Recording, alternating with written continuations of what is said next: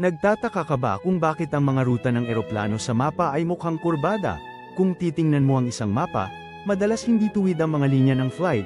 Bakit kaya? Hindi ba't ang pinakamaikling daan sa pagitan ng dalawang punto ay isang tuwid na linya? Ito ang palaisipan na lulutasin natin ngayon. Malalaman mo ang kamanghamanghang dahilan sa likod ng misteryong ito. Ang sikreto, ang ating planeta, ang Earth, ay isang globo, hindi patag, ang nakikita mong tuwid na linya sa isang patag na mapa ay hindi ganoon sa tunay na hugis ng mundo.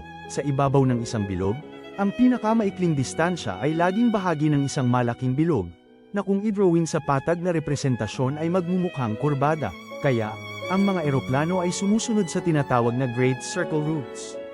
Ito ang pinakamaikling daan sa ibabaw ng spherical na Earth. Isipin mo na parang isang goma na inikat mo sa pinaka-tightest na paraan sa isang bola.